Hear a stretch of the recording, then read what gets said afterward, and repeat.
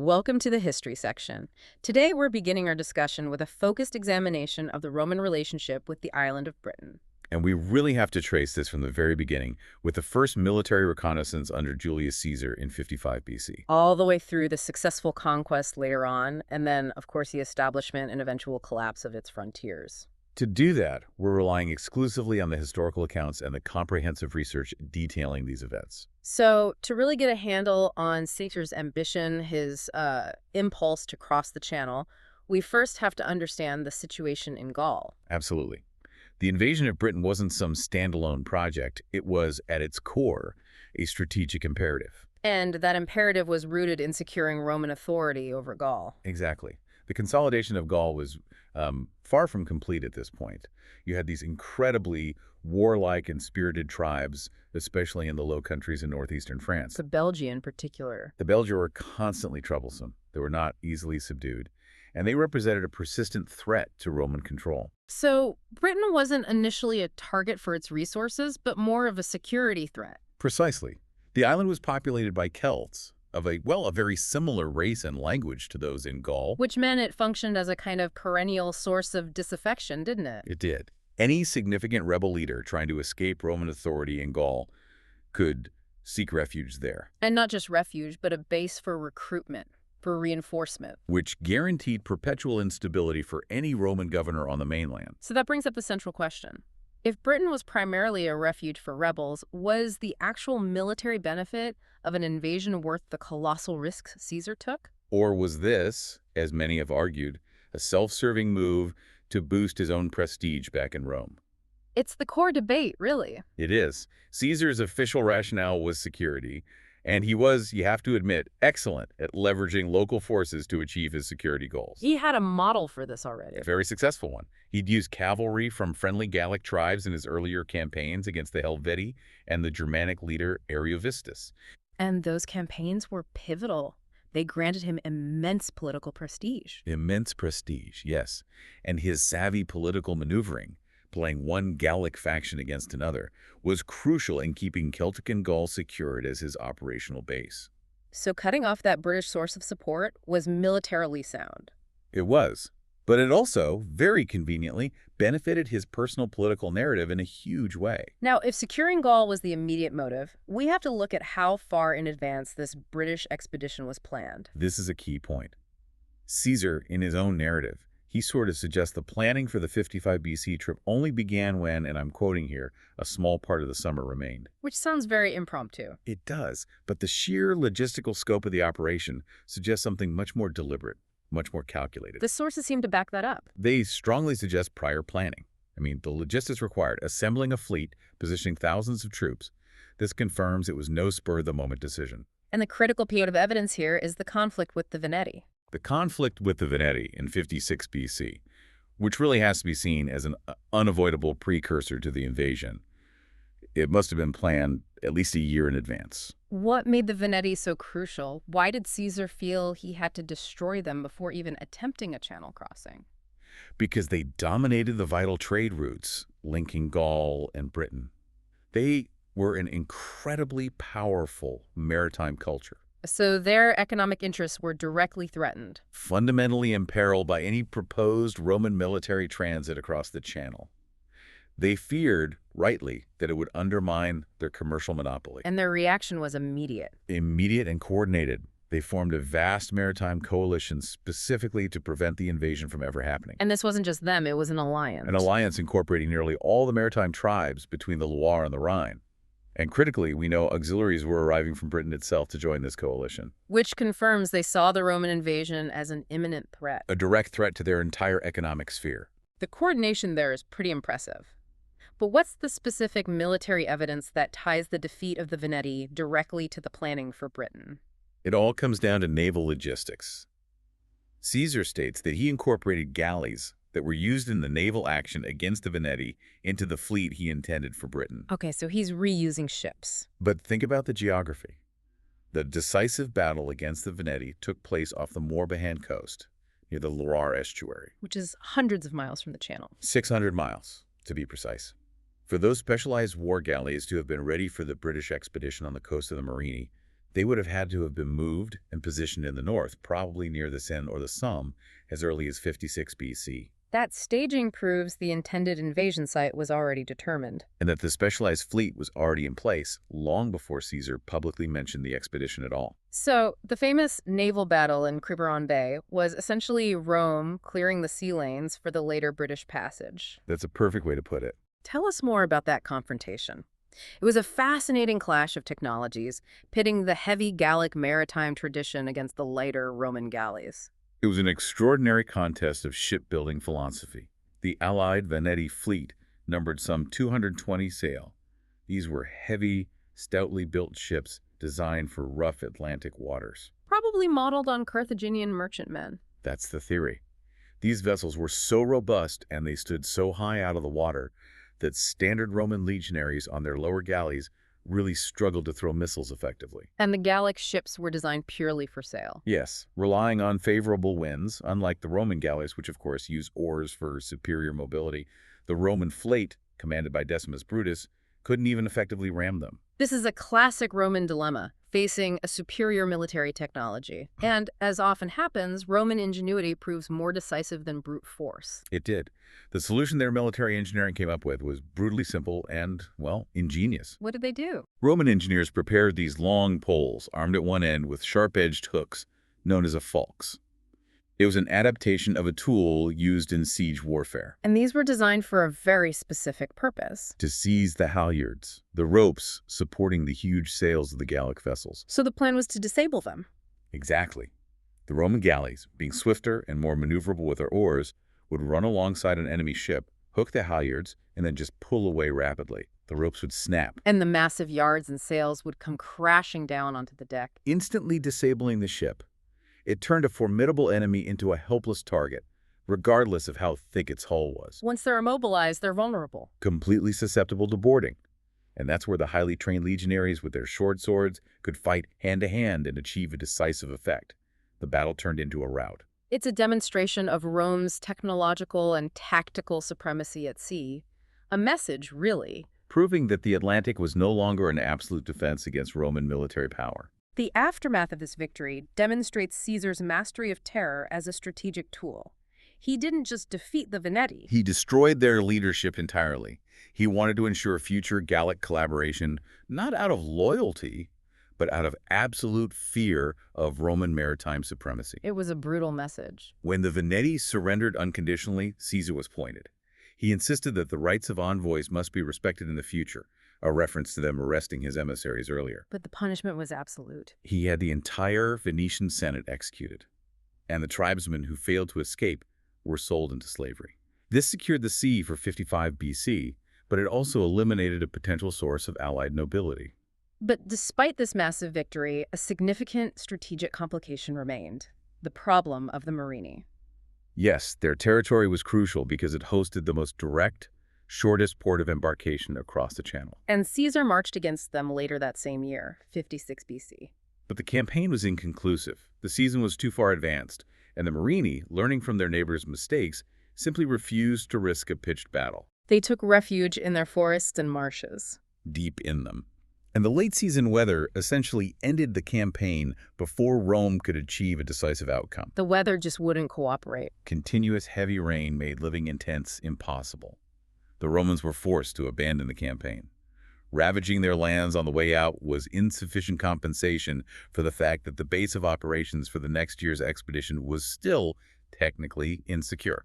So Caesar was planning to cross the channel with an unsecured flank at his launch point. Which violates a core principle of Roman strategy. So moving into the following year, 55 BC, after dealing with some Germanic tribes on the Rhine, Caesar marches directly back to the Morini coast. He's seeking that shortest possible passage. This brings us to the logistics of his chosen harbor, the Portus Euseus. And identifying Portus Euseus is crucial. It is. It's generally accepted to be the Liane estuary, the site of modern Boulogne. The selection was based purely on maximizing logistical efficiency and minimizing the sea crossing distance. Which they estimated at about 30 miles? Correct. And Portus Euseus had multiple advantages. It wasn't just its proximity to Britain. No. The Alprecht promontory protected it from southwesterly gales, providing a safe anchorage. It was already a known hub used by Gallic merchants trading with Kent. And it had infrastructure. Existing roads connected it to the interior for supplies, and there was local timber available for shipbuilding and repair.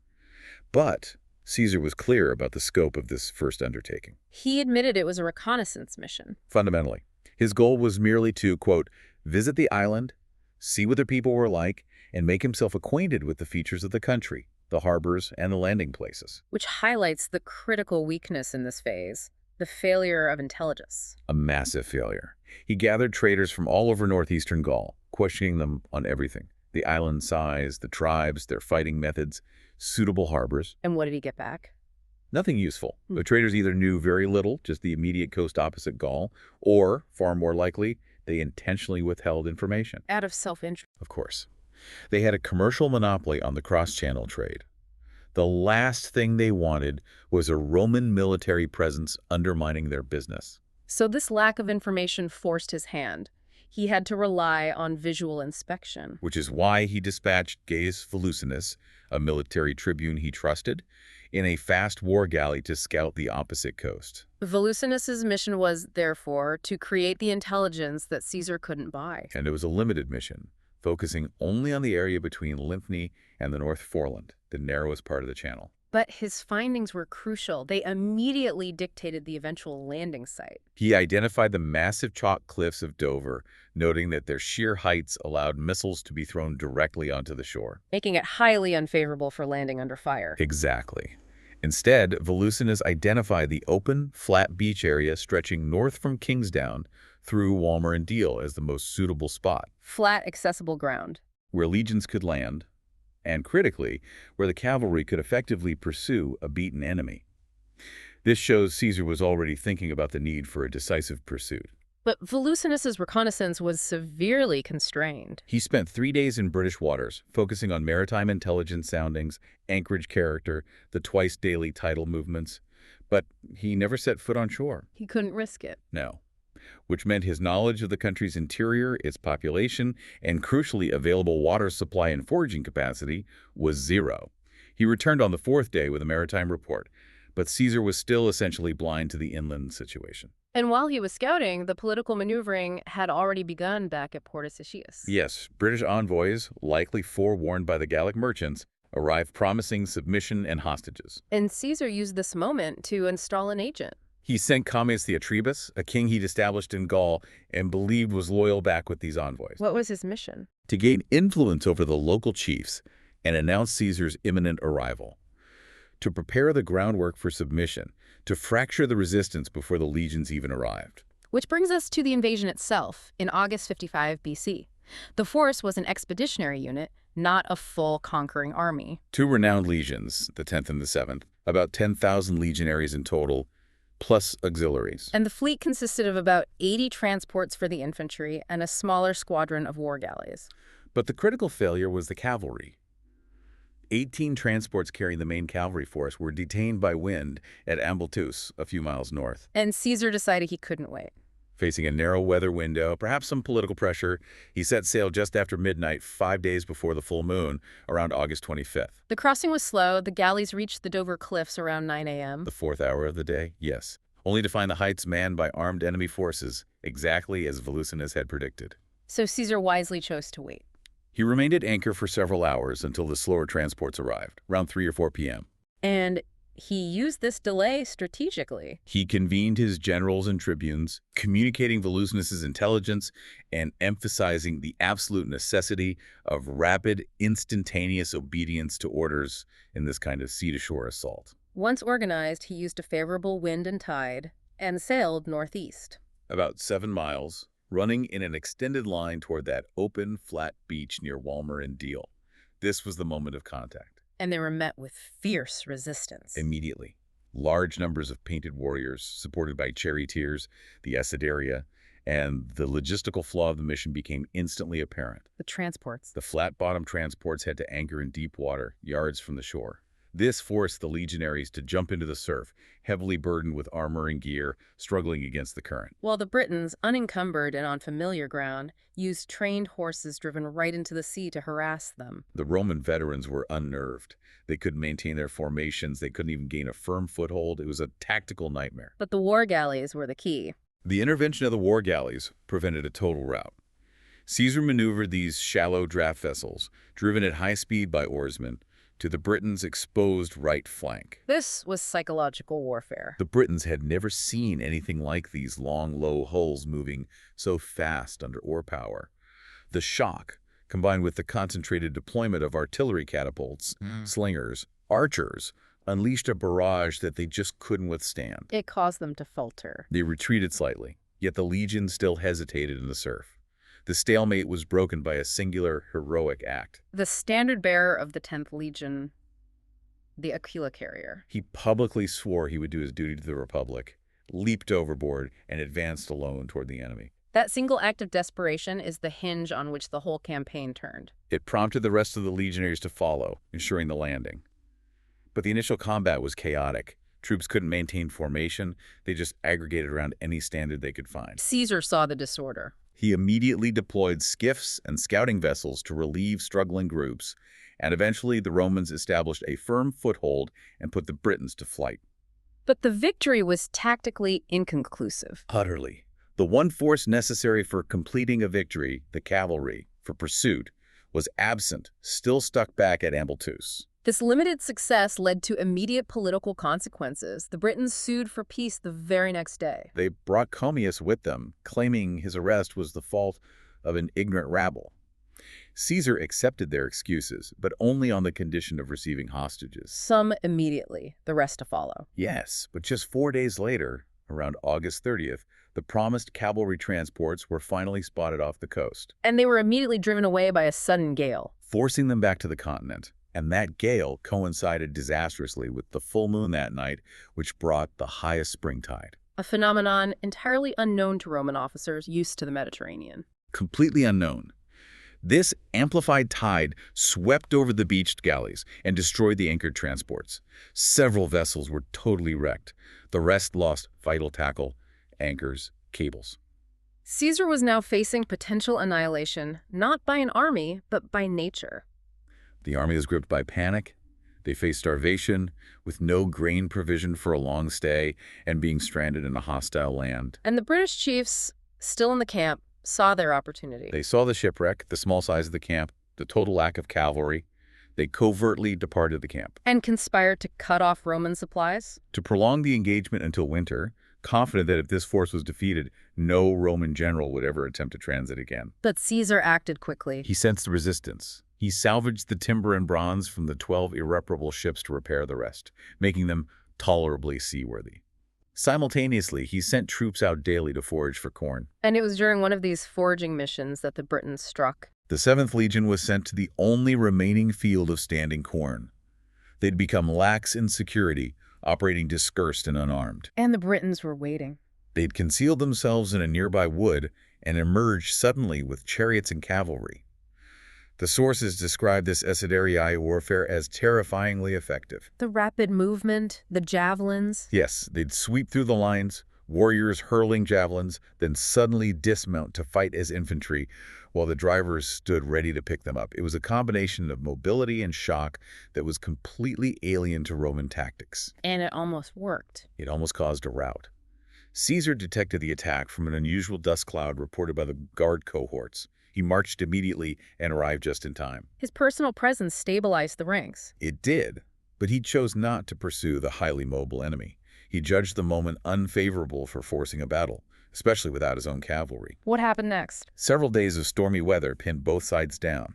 Then the Britons assembled a large force to attack the Roman camp directly. A full-scale assault. Caesar positioned the legions outside the fortifications and swiftly defeated them. Commius's small cavalry troop, finally proving its worth, aided the pursuit, killing many and burning nearby buildings. This led to the final withdrawal. The Britons sued for peace again on the day of their defeat. Caesar, needing to secure an exit, demanded double the original hostages to be sent to Gaul later. He then withdrew in mid-September. He couldn't risk the weather? He judged that remaining longer would expose his newly repaired yet unsound ships to the approaching equinox. He'd achieved his reconnaissance goal. The return journey wasn't entirely smooth either. No. Two transports drifted south, landing near the Canchi River. The 300 soldiers on board were immediately attacked by the revolting Marini. The very clans that hadn't submitted. It just illustrates the persistent security risk at the launching base. So securing that base became his priority upon his return. Labienus conquered the Marini, ironically aided by a drought that had dried up their marshy retreats. But while Caesar's achievements were seen as massive in Rome, he was honored with a 20-day Thanksgiving service. The practical outcome in Britain was limited. How so? Only 2 British tribes actually sent the promised hostages.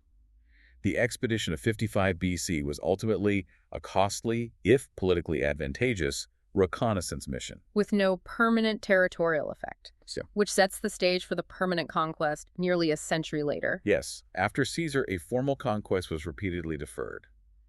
Emperor Augustus adhered to the principle that the empire's limit should not be extended. A policy that was only decisively abandoned by Emperor Claudius. In AD 43, Claudius initiated the permanent invasion. The understanding is that he needed the military prestige to legitimize his relatively unstable rule. He needed a conquest. And he sent a massive force under Aulus Plautius. 4 legions, a huge commitment of resources designed for permanent occupation. This was a truly formidable army. The 2nd Augusta, the 9th Hispana, the 14th Gemina Martia Victrix, and the 20th Valeria Victrix. Approximately 22,000 to 23,000 legionaries, not including the vast complement of auxiliaries.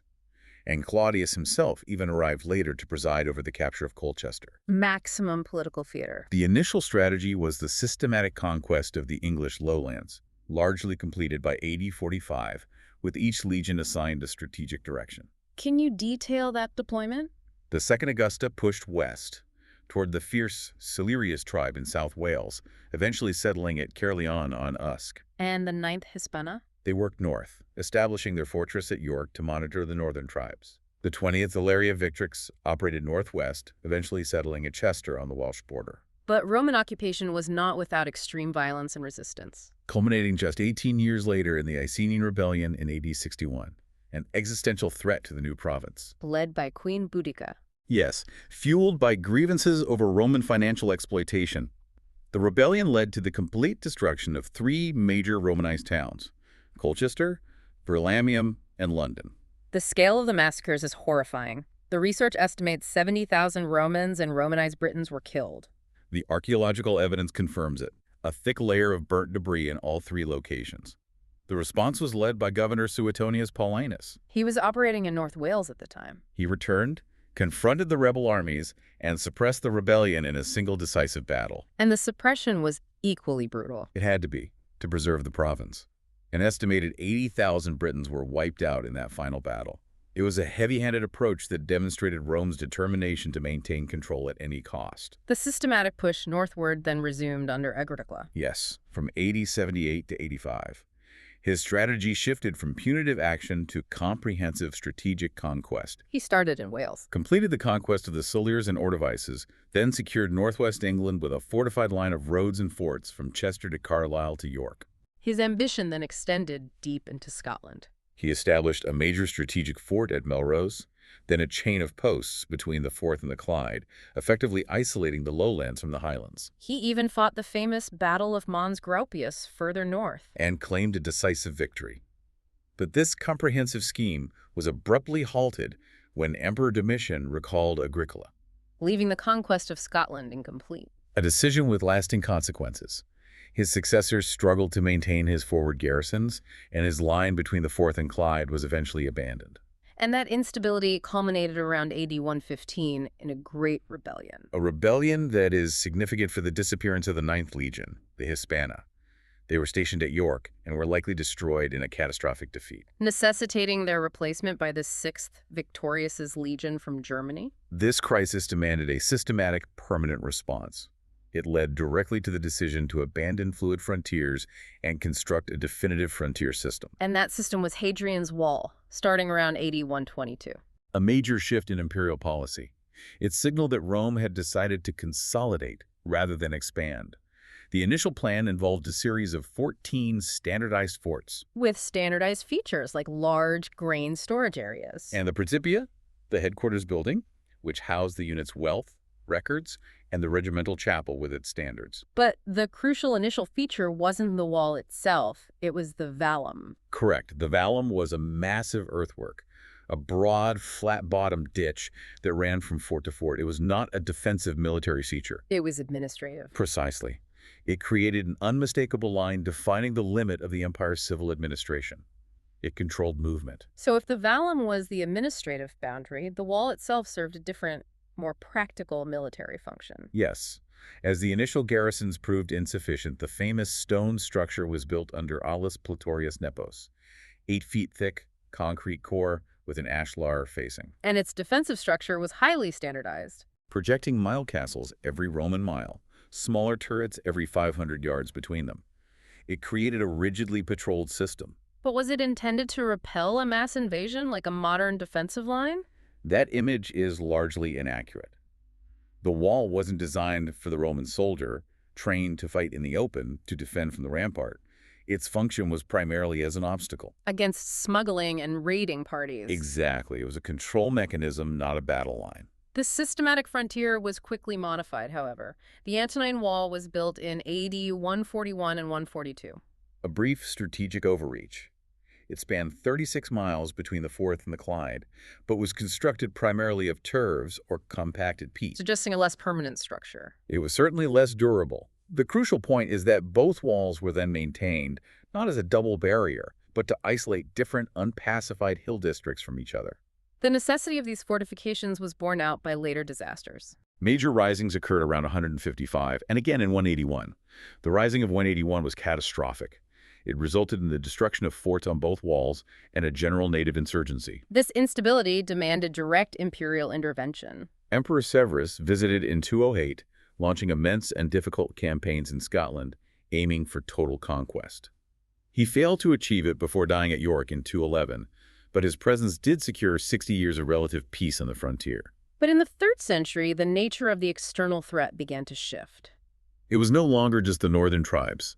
It was the sea itself, the threat of Saxon raiders on the southeast coast, starting around 287. This led to profound instability and the rise of Carausius. A Belgian admiral who usurped the title of Emperor in Britain. He governed ably, but it's essential to understand his claim. He wasn't a British nationalist. He was aspiring to be head of the entire Roman Empire. Exactly. Ruling from Britain until he was eventually defeated and Britain was reconquered by Constantius in 296. The Constantinian age then brought reorganized defenses, targeting this maritime threat, the Saxon shore fortifications. Massive forts, stretching from Southampton to the Wash, built with projecting bastions designed to support artillery. A clear military shift away from linear defense to coastal defense. And this shift is evidenced by the gradual abandonment of the northern frontier. Absolutely. Resources were diverted south.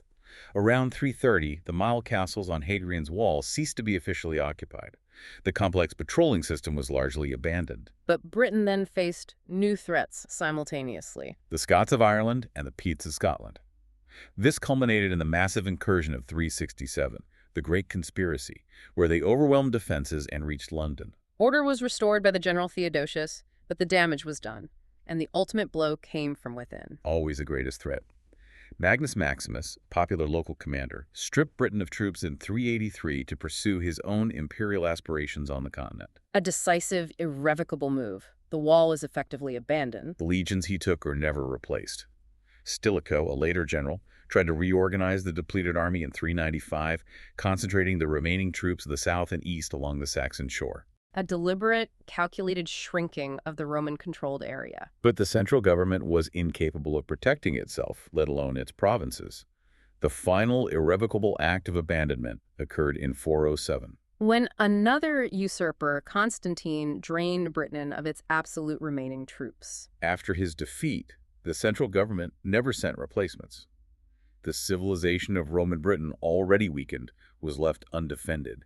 Its military structure dissolved, and its systems gradually collapsed under repeated assault. If we look back, the story of Roman Britain seems less like a successful conquest and more like an expensive, geographically determined war of attrition. And the ultimate failure was the inability to establish a permanent, defensible barrier that wasn't constantly undermined by political instability emanating from the continent. Which raises an important question for us to consider. Given the constant drain on manpower and resources, was the permanent conquest of Britain ever truly worth the subsequent 3.5 centuries of investment? Or was it simply a prestigious liability? Thanks for listening. We hope you enjoyed learning something new. That's all for now, but in case you didn't notice, there are a lot more episodes on this subject available on this channel. If you're enjoying these historical podcasts, please like and subscribe and share with other history buffs. While this is an AI recording, the research that has gone into this production is comprehensive and focuses on very specific moments in history, designed to bring as much detail to the listener as possible. Thanks again for listening in.